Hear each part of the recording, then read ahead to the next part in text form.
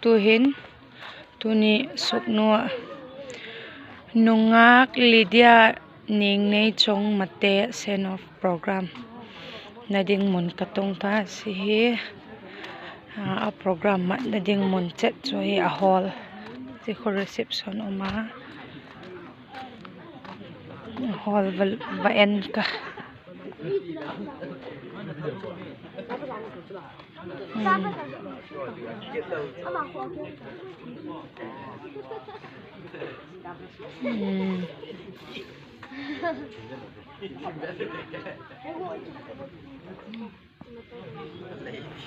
Zhi tuni huna ka kemat chak na ding mun a he tu hen zi tak vel hi a khosung a hi a mo nu te in lam chu si pheilam pek ho hi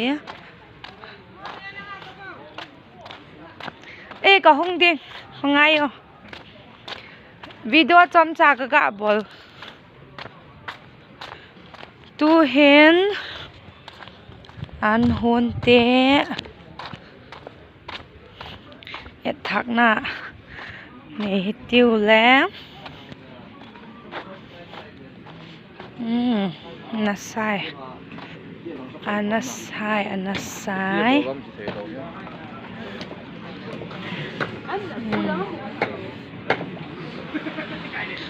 vok panga to bong pani thau ai tu ni he aish me hon na bel chule ali tai adu do la hong theu he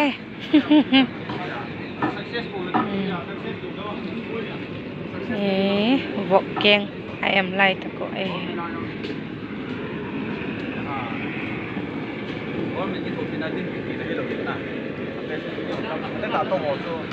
căn cặp cho hẹp à tùy tụ val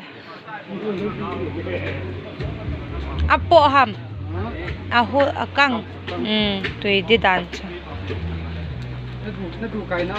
cái đủ cái tùy tụ val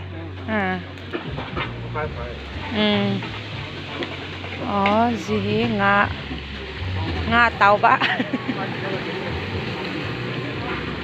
an hun tele a goyo hi an hun tele tam dan dan hi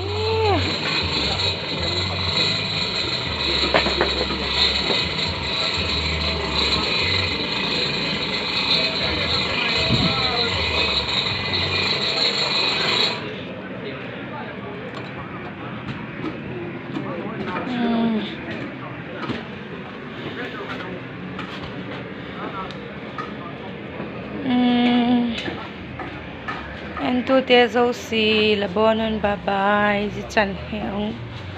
hong bol ka tu ne ka ke ma cha na di